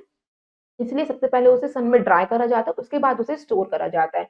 बच्चों बहुत सब बड़ी-बड़ी क्वांटिटी में जो ग्रेन्स को स्टोर करा जाता है, वो इतने अमाउंट में करा जाता है कि कम से कम वो नेक्स्ट हार्वेस्ट यानी नेक्स्ट ईयर तक वो स्टोर रहे। क्योंकि बच्चों आपको पता है क्रॉप, हर एक क्रॉप तो एक सीजन में नहीं उगाई जाती, अलग-अलग क्रॉप का सीजन होता है। तो हम पूरे सीजन उस क्रॉप को नहीं उगा पाएँगे, तो फिर हम क्या करते हैं, इसलिए उस क्रॉप को इतना स्टोर कर लेते हैं कि वो नेक्स्ट सीजन तक हमारी यूज़फुल रहे। स्टूडेंट्स ने आपको इमेज गिवन है, storage of grains in soils and granaries for storage of grains, कि कैसे स्टोरेज की जा रही है ग्रेनरीज में और हमारे साइलोज में। नेक्स्ट आता है आपका need for safe storage of foods. बच्चों आपको पता है कि हमारी जो क्रॉप्स जो होती है हार्वेस्ट की जाती है साल में एक बार ही, तो हम पूरे पीरियड क्या करेंगे उन क्रॉप्स की, जिससे कमी ना हो, इसलिए हमें स्टोर करके रखना पड़ता है ऐसी जगह जहाँ पे वो खराब भी ना हो और पूरे हमारे सीजन वो सही रहे। तो बच्चों जो सिविलाइज्ड मैन होते हैं वो क्या करते हैं, कुछ डाइटरी पैटर्न क्या होता है अपना चेंज नहीं होने देते। जैसे अगर वो चाहते हैं कि वो एक ही क्रॉप को पूरे मंथ खाएं, जब वो चाहे वो ग्रो नहीं हो रही, तो वो क्या करते हैं अपनी क्रॉप्स को स्टोर करके रख देते हैं, जिससे वो अगले सीजन में भी उसे क्या कर सके, कंज्यूम कर सके। तो इस तरीके से वो अपने स्टोर करते हैं फूड को, जिससे वो खराब भी ना हो। तो स्टूडेंट्स अब हम देखते हैं कुछ स्टोरेज फूड मेथड्स। जैसे आपका आता है कि हम ऐसे अबायोटिक और बायोटिक फैक्टर्स जो होते हैं आपके क्रॉप्स को सबसे पहले वो इफेक्ट कर सकते हैं। अबायोटिक फैक्टर्स कौन कौन से होते हैं, जैसे temperature, humidity, moisture. Abiotic factors वो होते हैं जो नॉन लिविंग फैक्टर्स होते हैं, यानी जो टेम्परेचर की वजह से भी आपके क्रॉप खराब हो सकते हैं, ह्यूमिडिटी की वजह से भी, मॉइस्चर की वजह से भी। बायोटिक फैक्टर कौन से होते हैं, जो लिविंग फैक्टर्स होते हैं, जैसे माइक्रो ऑर्गेनिजम्स, इंसेक्ट, पैट्स या बर्ड्स। ये क्या करते हैं, आपके क्रॉप्स को खराब कर सकते हैं। इसलिए हमें अपनी क्रॉप्स को डैमेज होने से बचाने के लिए, लॉस होने से बचाने के लिए हमें अकॉर्डिंग क्रॉप के उसे स्टोर करना पड़ता है। बच्चों ज़रूरी नहीं है कि हर एक क्रॉप को हम एक ही जैसे तरीके से, एक ही वे से हम स्टोर कर पाएँ कि उसे ग्रेनरी में रख सकें या साइलोज़ में रख सकें। अलग-अलग क्रॉप को रखने के अलग-अलग तरीके होते हैं। जैसे फ्रूट्स एंड वेजिटेबल्स है, उसमें पानी ज़्यादा होता है, उसे स्टोर करने के लिए कहाँ पे हम थ्रेशिंग और विनोइंग का यूज़ नहीं करते हार्वेस्ट करने के लिए। उसका हार्वेस्टिंग टेक्निक भी दूसरी होती है और उसे स्टोर करने की भी तकनीक दूसरी होती है। फ्रूट्स एंड वेजिटेबल्स को उनका मॉइस्चर को कंटेन करने के लिए, जिससे उनका मॉइस्चर लूज़ ना हो, इसलिए उन्हें कोल्ड स्टोरेज हमारे कंटेनर्स में रखा जाता है, जहाँ पे कोल्ड स्टोरेज होती है, जहाँ पे टेम्परेचर हाई होता है, जिससे वो खराब नहीं होते। जैसे ये आपको इमेज में गिवन है कोल्ड स्टोरेज की, या आपका फ्रूट एंड वेजिटेबल्स को हम ऐसे स्टोर करते हैं यहाँ पे। तो स्टूडेंट्स अब हम देखते हैं एक्टिविटी सेकंड। इस एक्टिविटी में हमारा एम है बच्चों, हमें 3 या 4 सैंपल्स लेने हैं फूड ग्रेन्स के। आप ले सकते हैं व्हीट और राइस का सैंपल ले सकते हैं। आपको क्या करना है, व्हीट एंड राइस लेना है 25 टू 35 ग्राम, और उस सैंपल्स को डिफरेंट डिफरेंट वॉच ग्लास में रखना है। फिर आपको क्या करना है, उसमें आपको मैग्नीफाइंग ग्लास से देखना है कि राइस और व्हीट के सैंपल में इनके अलावा और क्या-क्या चीज़ें हैं जो आपकी अनवांटेड चीज़ें होती हैं, जैसे एक्सक्रीट ऑफ बर्ड्स हो गए, रोडेंट्स होते हैं, ये सारी चीज़ें होती हैं। फिर आपको उसे साफ करना है और अपने ऑब्जर्वेशन को अपने क्लासमेट्स के साथ डिस्कस करना है। तो स्टूडेंट्स अब आपकी नेक्स्ट एक्टिविटी आती है, एक्टिविटी थर्ड। इस एक्टिविटी थर्ड का आपका एम है प्रिपेयरिंग माय ओन हर्बेरियम। बच्चों इसमें क्या करना है, अपना ओन हर्बेरियम क्रिएट करना है आपको। इसके लिए आपको चाहिए होगा, फर्स्ट ऑफ ऑल हर्बेरियम क्या होता है? हर्बेरियम का मीन्स होता है कुछ प्लांट्स स्पेसिमेन को कलेक्ट करना और उसकी स्टडी करना। मतलब आपको क्या करना है, कुछ क्रॉप प्लांट्स लेने हैं, उन्हें कलेक्ट करना है उनके स्पेसिमेन को, और उसे पेस्ट करना है अपने नोटबुक में, स्क्रैप बुक में। इसके तरीके से आपका एक अपना खुद का हर्बेरियम क्रिएट हो जाएगा, जिसमें आपने हर्ब्स को कलेक्ट करा है और आपको बताना है उस डिफरेंट डिफरेंट हर्ब्स के यूजेस क्या हैं और वो कैसे ग्रो करी जाती है, कैसे कल्टीवेट की जाती है। इस सब की इन्फॉर्मेशन आपको अपनी नोटबुक में लिखनी है, आपकी एक्टिविटी है। तो स्टूडेंट्स, नेक्स्ट आपका टॉपिक आता है इम्प्रूविंग क्रॉप प्रोडक्शन। अब हम अपनी क्रॉप प्रोडक्शन को इम्प्रूव कैसे कर सकते हैं, जैसे हमारी ज्यादा से ज्यादा क्रॉप्स ग्रो हो सके, उसके बारे में हम पढ़ते हैं। बच्चों, आपको पता है जैसे जैसे हमारी इंडिया की पॉपुलेशन बढ़ रही है, वैसे वैसे इंक्रीज हो रही है फूड की डिमांड भी। क्रॉप्स भी हमें ज्यादा चाहिए क्योंकि हमारी पॉपुलेशन भी इंक्रीज हो रही है। तो बच्चों, कुछ कॉमन एरियाज ऐसे हैं जहाँ पे क्रॉप्स को इंक्रीज करने के लिए अच्छे क्वालिटी के सीड्स यूज किए जाते हैं, फर्टिलाइजर्स का यूज किया जाता है, मैन्योर का, इरिगेशन फैसिलिटीज अच्छी दी जाती है, जिससे कि आपके क्रॉप्स का प्रोडक्शन है ज्यादा हो पाए और हर एक पॉपुलेशन को ये फूड आइटम्स मिल पाए। बच्चों, हम अपनी क्रॉप वेराइटी को इम्प्रूव कर सकते हैं कुछ प्रोसीजर्स को फॉलो करके। फर्स्ट आता है आपका प्लांट ब्रीडिंग। प्लांट ब्रीडिंग में हम क्या करते हैं, जो हमारे अच्छे क्वालिटी की सीड्स होते हैं उन्हें हम जेनेटिक मेकअप करते हैं, उनका मतलब कि उन्हें जो हमारे कम क्वालिटी की सीड्स है उनके साथ क्रॉस ब्रीड कर देते हैं, जिसकी वजह से हमारे क्या होता है, एक अच्छे क्वालिटी का सीड प्रोड्यूस होता है, उसे ही हम हाइब्रिडाइजेशन कहते हैं, कि हम दोनों की जेनेटिक मेकअप कर रहे हैं और दोनों की सीड्स को जेनेटिकली मिक्स कर रहे हैं। बच्चों, हमारे कुछ स्ट्रेटेजी और टेक्निक्स भी फॉलो की जाती है फार्मर्स के द्वारा, जिससे उनकी क्रॉप प्रोडक्शन इंप्रूव हो। फर्स्ट आता है आपका soil health management. Soil health management का मीन्स होता है कि आपको सॉइल टेस्ट करना है पहले, कोई भी सीड्स को सो करने से पहले। सॉइल का टेस्ट करने में आते हैं कुछ फैक्टर्स, जैसे सॉइल का न्यूट्रिएंट लेवल अच्छा होना चाहिए, सॉइल का पीएच लेवल अच्छा होना चाहिए, सॉइल में ऑर्गेनिक मैटर की अमाउंट जो है अच्छा होना चाहिए, जिससे कि आपके क्रॉप्स जो है हेल्दी और बिल्कुल राइट टाइम में ग्रो कर पाए। बच्चों, इसके लिए आपका सॉइल हेल्थ मैनेजमेंट सिस्टम होना चाहिए। सेकेंड आते हैं स्ट्रेटेजी हमारी क्रॉप रोटेशन। क्रॉप रोटेशन का मीन्स होता है कि आपको एक ही फील्ड में सिर्फ एक तरीके की क्रॉप को ग्रो नहीं करना, बल्कि डिफरेंट डिफरेंट क्रॉप्स को ग्रो करना है, जिससे कि हमारी सॉइल का न्यूट्रिएंट बना रहे। अगर हम सिर्फ एक नाइट्रोजन वाली क्रॉप को ग्रो करेंगे तो सारा सॉइल का नाइट्रोजन खत्म हो जाएगा, नाइट्रोजन डेफिशिएंट हो जाएगा हमारा सॉइल, जिससे और क्रॉप्स को हम ग्रो नहीं कर पाएंगे, इसलिए क्रॉप रोटेशन होना चाहिए। नेक्स्ट आता है आपका प्रिसीजन फार्मिंग। प्रिसीजन फार्मिंग का मीन्स होता है कि हमें जीपीएस गाइडेड ट्रैक्टर का यूज करना है, जिससे हमें पहले से ही पता चल जाए कि मौसम कैसा रहेगा, जिससे कि हमारी क्रॉप्स को कोई भी डैमेज ना हो, लॉस ना हो। नेक्स्ट आता है आपका वाटर मैनेजमेंट। वाटर मैनेजमेंट का मीन्स होता है हमें पता होना चाहिए कि हमारी क्रॉप्स को कितने अमाउंट की वाटर की जरूरत है और हमें ज्यादा से ज्यादा वाटर नहीं देना है। अगर हम ज्यादा वाटर देंगे तो हमारे क्रॉप्स नुकसान हो जाएगा। और इस तरीके से हमें रेन वाटर हार्वेस्टिंग टेक्निक का भी यूज कर सकते हैं इरिगेशन के लिए, इससे हमारा वाटर कंजर्वेशन भी होगा। ये सारा आपका वाटर मैनेजमेंट में आता है। नेक्स्ट स्ट्रेटेजी आती है आपकी जेनेटिक इंप्रूवमेंट। जेनेटिक इंप्रूवमेंट में आता है कि आपको अच्छे हाइब्रिड क्वालिटी के सीड्स को यूज करना है, जो पेस्ट फ्री हो, डिजीज फ्री हो, जिससे जिसमें ज्यादा न्यूट्रिशन हो, जिससे आपकी क्रॉप्स हेल्दी और जल्दी ग्रो हो। नेक्स्ट आती है आपकी आईपीएम। आईपीएम का मीन्स होता है integrated pest management. Integrated pest management का मीन्स होता है कि बायोलॉजिकल कंट्रोल मेथड का यूज करना, बल्कि केमिकल्स का नहीं यूज करना। अगर हम केमिकल का यूज करेंगे तो वो तो हमारे लिए इन्वायरमेंट हार्मफुल होते हैं, वो इन्वायरमेंट फ्रेंडली नहीं होते, इससे हमारे इन्वायरमेंट को नुकसान पहुंच सकता है। इसलिए हम बायोलॉजिकल मेथड का यूज करें, जैसे जैसे हमारा राइजोबियम होता है, वो हमारे सॉइल की फर्टिलिटी को बनाए रखता है, अर्थवर्म जो होता है सॉइल की फर्टिलिटी को बनाता है। तो ऐसे बायोलॉजिकल मेथड का यूज करें और हम पहले से ही पता लगा लें कि हमारी पेस्टिसाइड्स कितनी ग्रो हो रही है क्रॉप में, तो हम उसे वहीं पे रोक सकते हैं। नेक्स्ट आपकी स्ट्रेटेजी आती है एग्रो फॉरेस्ट्री। एग्रो फॉरेस्ट्री में क्या होता है बच्चों, हमें ऐसी क्रॉप्स ग्रो करनी चाहिए जिनसे हमें मल्टीपल बेनिफिट्स मिले, मतलब वो हमारी सॉइल की फर्टिलिटी को भी बनाए रखें और अच्छे से हमें यूज भी हो। तो स्टूडेंट, नेक्स्ट आपकी स्ट्रेटेजी आती है एट पोस्ट हार्वेस्ट मैनेजमेंट। बच्चों, पोस्ट हार्वेस्ट मैनेजमेंट का मीन्स होता है जब हमारी क्रॉप्स का हार्वेस्टिंग टाइम होता है, कटिंग टाइम होता है, तो तभी हमें क्रॉप्स को कट करना चाहिए। अगर हम बाद में उसे कट करते हैं या हार्वेस्ट करते हैं तो उसके न्यूट्रिशन कम हो जाता है। इसकी वजह से एक मैनेजमेंट बनना चाहिए जो पोस्ट हार्वेस्ट मैनेजमेंट को क्या करे, देखिए। नेक्स्ट आता है आपका गवर्नमेंट पॉलिसीज एंड सपोर्ट। हमारी गवर्नमेंट को कुछ ऐसी पॉलिसीज बनाई है और उन्हें इस पे इम्प्लीमेंट भी करना चाहिए कि जो फार्मर्स हैं उन्हें सब्सिडी प्रोवाइड करी जाए, इंसेंटिव्स दिए जाए, जिससे वो मॉडर्न टूल्स को बाय कर सके और वो फ्रेंडली फार्मिंग टेक्निक्स को अपनाएं। इसके दौरान हम अपने क्रॉप प्रोडक्शन को इम्प्रूव कर सकते हैं। तो students, let's have a look on bits and bytes. अब हम बिट्स एंड बाइट्स देखते हैं। फर्स्ट आता है आपका perishable foods. Perishable food items such as fresh meat and ripe fruits have a very short life under ordinary conditions. Perishable food items वो होते हैं जैसे आपके फ्रेश मीट हो गया या राइप फ्रूट्स हो गए, जब आपके फ्रूट्स पक जाते हैं, फल पक जाता है, तो हमें उसे जब ही कंज्यूम कर लेना चाहिए, जब ही ईट कर लेना चाहिए, क्योंकि इनकी बहुत शॉर्ट लाइफ होती है। जिन्हें हम पेरिशेबल फूड आइटम्स कहते हैं, क्योंकि बच्चों जो ये ग्रोथ करते हैं ये लो टेम्परेचर में करते हैं। अगर इनका टेम्परेचर जरा भी हाई होता है तो इसके ऊपर बैक्टीरिया ग्रोथ करने लगते हैं, ईस्ट ग्रो करने लगते हैं या मोल्ड आ जाते हैं। नेक्स्ट आपका बिट एंड बाइट है buffer stock scheme. Buffer stock scheme का मीन्स होता है, ये ज्यादातर अब आजकल बहुत पॉपुलर हो गई है। इसका मीन्स होता है seek to stabilise the market price of product by buying up supply of the product when stocks are plentiful and selling stock of the product onto the market when supplies are low। क्या करते हैं, कुछ लोग ऐसे होते हैं middle man जिन्हें हम कहते हैं, वो क्या करते हैं आपके स्टॉक को कर लेते हैं, कुछ क्रॉप्स को स्टॉक कर लेते हैं, जिसकी वजह से प्राइसेस हाई होने लगते हैं क्रॉप्स के। जब क्रॉप्स के प्राइसेस हाई हो जाते हैं, जब उनकी कमी हो जाती है क्रॉप्स की, तब वो अपने मार्केट में अपने स्टॉक प्रोडक्ट को क्या करते हैं, सेल करते हैं, जिसकी वजह से लोगों को बहुत दिक्कत आती है। तो ये बफर स्टॉक स्कीम होती है जो आजकल बहुत यूज की जा रही है। नेक्स्ट आता है अब आपका ट्राई इट आउट। फर्स्ट है आपका question, state whether the following statement are true or false.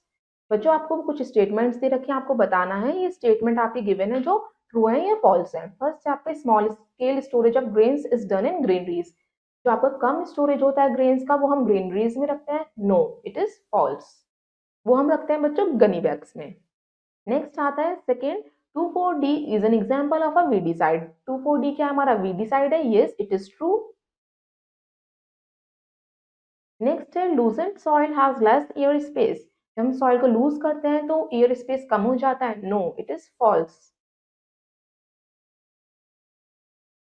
Next है seed drill ensure that seed are sown at proper distance from one another. जब हम सीड ड्रिल से सीड को सो करते हैं soil में तो वो जो सीड से सारी प्रॉपर डिस्टेंस में लगती हैं, yes it is true. Next आता है a leveller is used to plough the field. जो लेवलर होता है वो प्लो करता है फील्ड को, no it is false. Students अब आपका सेकंड राइट आउट है मैच दी फॉलोइंग। में आपको मैचिंग करनी है। तो फर्स्ट है आपका ब्रॉडकास्टिंग। ब्रॉडकास्टिंग का मीन्स क्या होता है, जब हम मैनुअली सीड्स को स्कैटर करते हैं, सो फर्स्ट को मैच करेंगे ए से। नेक्स्ट है मैन्योर। मैन्योर क्या होता है, आपका एक कंपोस्ट होता है। वीडिंग, वीडिंग क्या होता है बच्चों, वीडिंग को हम कैसे रिमूव करते हैं, ट्रॉल की हेल्प से। ट्रॉल एक आपका टूल होता है जिसे हम खुरपा भी कहते हैं। फंगल डिजीज, फंगल डिजीज कौन सा होता है, रस्ट ऑफ वीट, जो प्लांट्स में होता है। नेक्स्ट आता है फर्टिलाइजर। फर्टिलाइजर कौन सा होता है, पोटैश। लास्ट है आपका वायरल डिजीज। वायरल डिजीज कौन सा होता है, leaf curl of cotton. Cotton plant को होता है ये वायरल डिजीज। नेक्स्ट अब हम देखते हैं fact and file. Dr. Norman Borlaug is known as the father of Green Revolution as he is the one who developed the high-yielding Mexican variety of wheat। बच्चों जो डॉक्टर नॉर्मल बॉर्लॉन्ग थे वो हमारे father कहे जाते हैं ग्रीन रेवोल्यूशन के, क्योंकि उन्होंने एक हाई यील्डिंग सीड बनाया था वीट का। नेक्स्ट आपका टॉपिक नाइट्रोजन साइकिल। बच्चों अब हम पढ़ते हैं नाइट्रोजन साइकिल क्या होती है।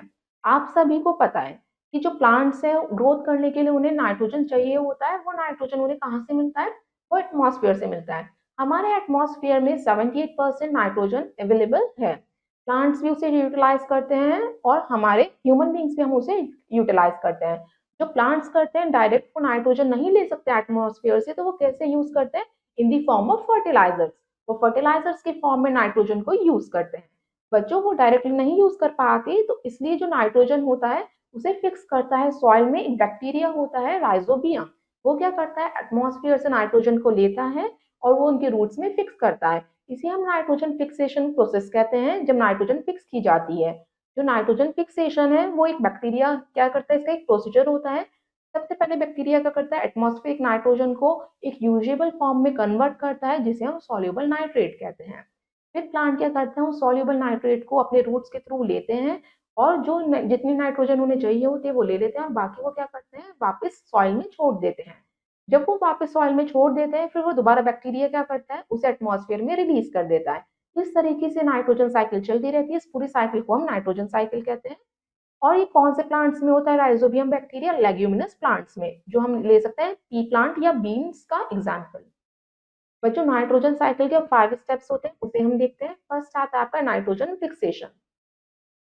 नाइट्रोजन फिक्सेशन एक ऐसी प्रोसेस है जिसमें एटमॉस्फेरिक नाइट्रोजन को कन्वर्ट किया जाता है यूजेबल नाइट्रोजन कंपाउंड में, मींस नाइट्रेट में। नाइट्रेट में कौन कन्वर्ट करते हैं? बैक्टीरिया, राइजोबियम, जिसके बारे में हमने अभी पढ़ा, और ये हमारे लेग्यूमिनस प्लांट में होता है, पी प्लांट और बीन्स में।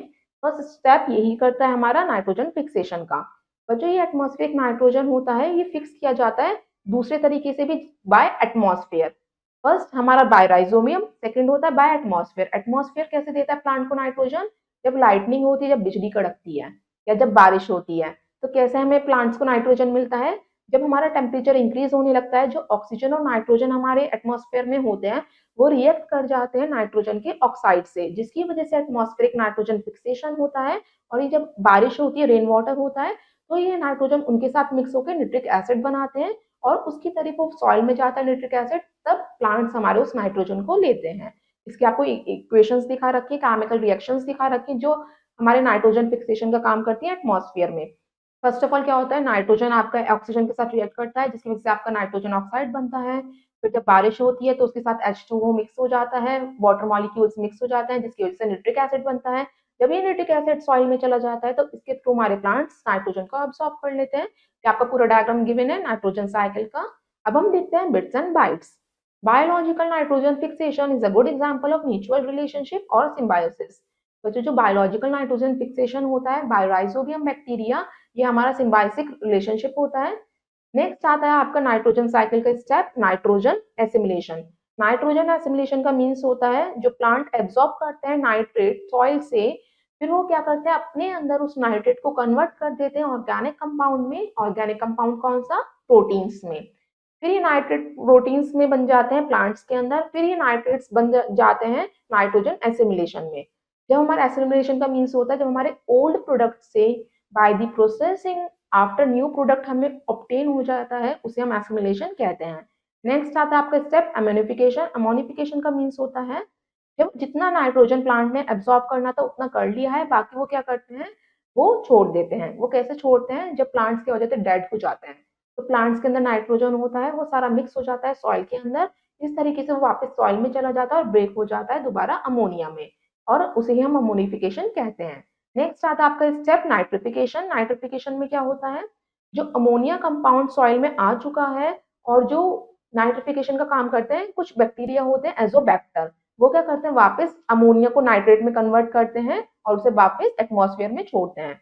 नेक्स्ट आता है आपका डीनाइट्रिफिकेशन। डीनाइट्रिफिकेशन का मीन्स होता है जो आपका राइजोबियम ने कन्वर्ट करा था नाइट्रेट को, उसे प्रोटीन्स में, उसे दोबारा प्रोटीन्स में से नाइट्रोजन में बनाना, वो हमारा कहलाता है डीनाइट्रिफिकेशन। और ये काम कौन करता है? नाइट्रोसोमोनास और नाइट्रोबैक्टर। नेक्स्ट आता है आपका topic food from animals and plants. बच्चों अभी हमने पढ़ा कि हमें क्रॉप्स से कौन कौन से फूड प्रोडक्ट्स मिलते हैं, क्रॉप्स हम कैसे ग्रो करते हैं, कैसे कल्टीवेट करते हैं। नेक्स्ट आता है आपका कि एनिमल्स आपको कौन कौन से फूड आइटम्स देते हैं और प्लांट्स आपको कौन कौन से देते हैं। एनिमल्स भी हमें बहुत सारे फूड आइटम्स देते हैं, हमारे बहुत सारी वो फूड रिक्वायरमेंट्स को फुलफिल करते हैं। जैसे एग्स जो है हेंस से मिलता है, बुफेलोस और गोट से हमें मिल्क मिलता है। जो एनिमल्स हमें मिल्क प्रोवाइड करवाते हैं उन्हें हम मिल्च एनिमल्स कहते हैं। जैसे हमारे गोट हो गए, बुफलोस हो गए, ये या काउ, ये हमारे मिल्च एनिमल्स होते हैं। बच्चों कुछ हमारे एनिमल्स जो होते हैं हमें सी फूड देते हैं जैसे फिश, ऑयस्टर, प्रॉन्स। बच्चों इसलिए हम फिश को रियर करते हैं बहुत बड़े स्केल में, उस प्रोसेस को हम क्या कहते हैं, हम पिसीकल्चर कहते हैं, जब हम फिश को ब्रीड करते हैं। थर्ड आता है आपको जब हम हनी बीज को अपने पास रियर करते हैं बड़े स्केल पे, उसे हम एपीकल्चर कहते हैं। हम हनी बीज को क्यों रियर करते हैं? मधुमक्खी को शहद के लिए, हनी के लिए अपने पास रखते हैं, उसे हम एपीकल्चर कहते हैं। और उस हनी बीज को कहा जाता है एपियरीज। बच्चों ये प्रैक्टिस जो की जाती है एक बहुत बड़े स्केल पे की जाती है, इसलिए हम इसे एनिमल हस्बेंड्री भी कहते हैं। कि आपको इमेज गिवन है बी कीपर की जो कलेक्ट कर रहे हैं hangs from a bee hive in a apiary. बच्चों कुछ हमारे फूड प्रोडक्ट्स होते हैं जो हमें प्लांट से मिलते हैं। ये डिफरेंट डिफरेंट प्लांट होते हैं, हमें different different food products provide करवाते हैं जो हमारी ह्यूमन डाइट को फुलफिल करते हैं। फर्स्ट आता है आपका फ्रूट एंड वेजिटेबल्स। जैसे फ्रूट्स होते हैं एप्पल, मैंगो, बनाना। वेजिटेबल्स होते हैं रूट वेजिटेबल्स, कुछ वेजिटेबल्स जो होती हैं ब्रोकली, कॉलीफ्लावर। इस तरीके से फूड आइटम्स जो होते हैं हमें प्लांट से मिलते हैं। ग्रेन्स जैसे सीरियल ग्रेन्स होते हैं, व्हीट, राइस, ये भी हमें प्लांट से मिलते हैं। नट सीड्स ये भी हमें प्लांट से मिलते हैं। एडिबल ऑयल्स जो होते हैं वो हमें प्लांट की सीड से एक्सट्रैक्ट करते हैं, ऑयल निकालते हैं। नेक्स्ट आता है हर्ब्स एंड स्पाइसेस। ये भी सारे हर्ब्स हमें प्लांट से मिलते हैं जैसे सिनेमॉन, क्यूमिन, टर्मरिक। बेवरेजेस जो होते हैं, टी, कॉफी, ये भी हमारे प्लांट प्रोडक्ट हैं, प्लांटेशन के दौरान इसे ग्रो करा जाता है। जो ये हम कंज्यूम करते हैं सारा फूड प्रोडक्ट्स जो होते हैं प्लांट से और एनिमल से जो हमें मिलता है, ये हमारी एक वेजिटेरियन डाइट कहलाती है। जो लोग सिर्फ प्लांट प्रोडक्ट्स को कंज्यूम करते हैं उन्हें हम वेजिटेरियन कहते हैं, और बच्चों जो एनिमल प्रोडक्ट्स को भी कंज्यूम करते हैं, जैसे एनिमल्स को ईट करते हैं, उन्हें हम नॉन वेजिटेरियन कहते हैं। और दोनों ही डाइट आपस में क्या करती है, एक बैलेंस क्रिएट करती हैं बच्चों। मगर जो हेल्दी डाइट है वो माना जाता है कि वेजिटेरियन डाइट होती है, क्योंकि वेजिटेरियन डाइट लेने से हमें क्रॉनिक डिजीज बहुत कम होते हैं। तो स्टूडेंट्स, अब हम देखते हैं activity 4।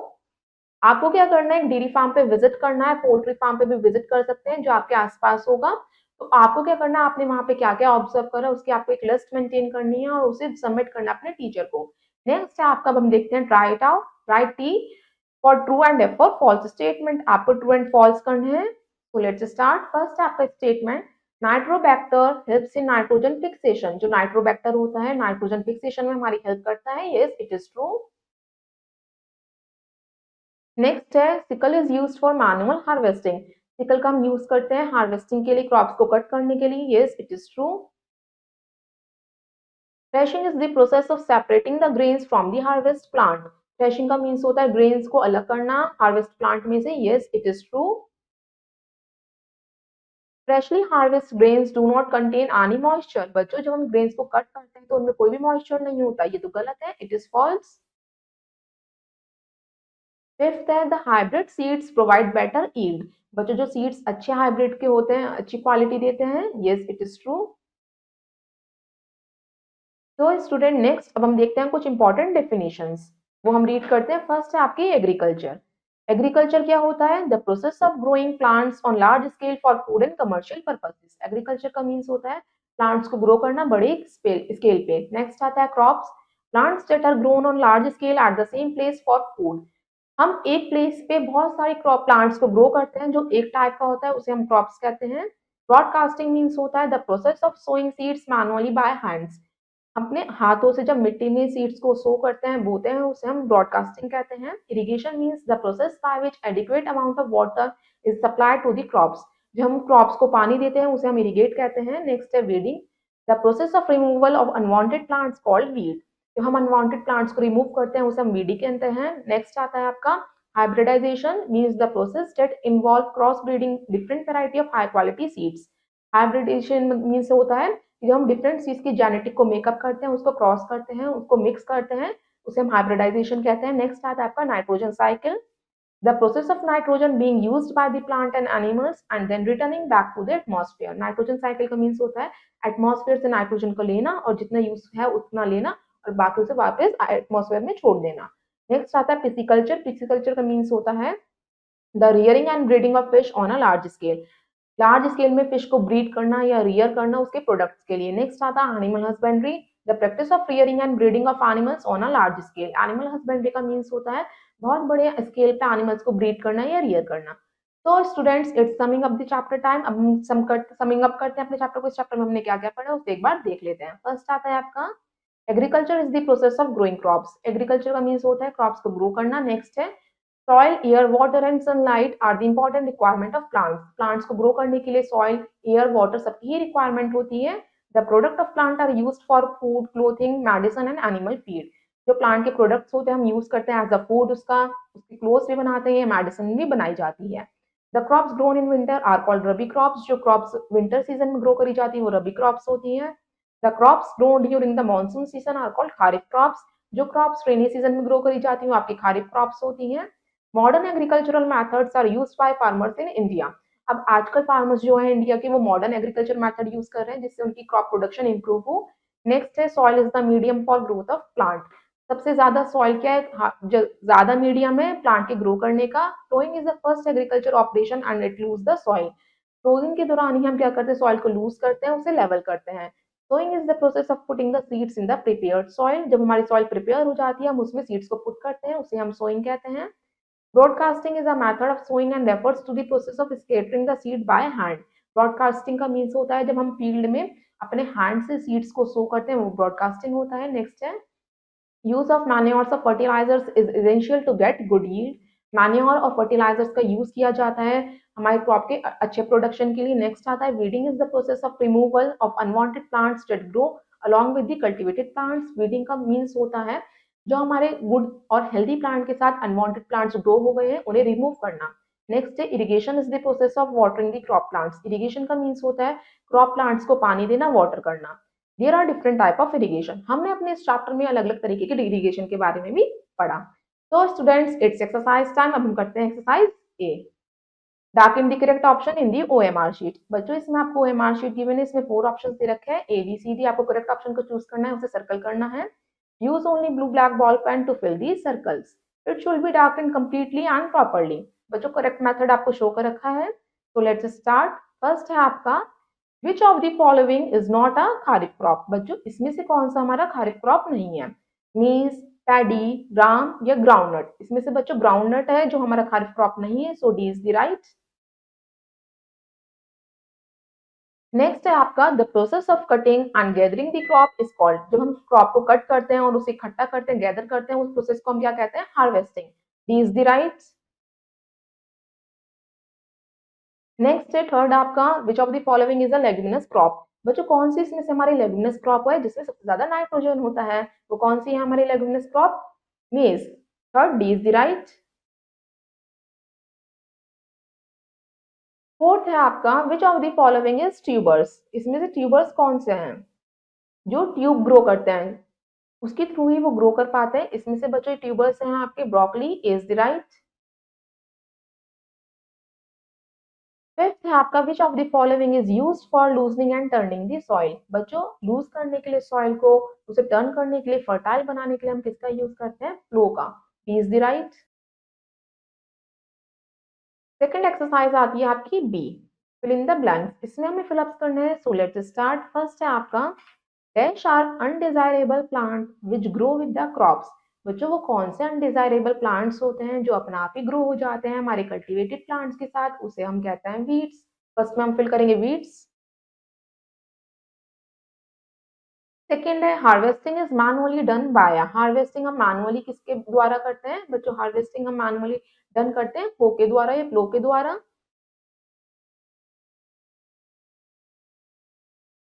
Manures are dead substances. जो मैन्योर्स होते हैं हमारे कौन से सब्सटेंस होते हैं, हमारे ऑर्गेनिक होते हैं। थर्ड में हम फिल करेंगे ऑर्गेनिक। फोर्थ है dash is done by certain bacteria present in the soil. बच्चों हमारे सर्टेन बैक्टीरिया यानी कुछ बैक्टीरिया जो होते हैं जो सॉइल में प्रेजेंट होते हैं वो क्या करते हैं, हमारे नाइट्रोजन फिक्सेशन का काम। तो फोर्थ में हम फिल करेंगे नाइट्रोजन फिक्सेशन।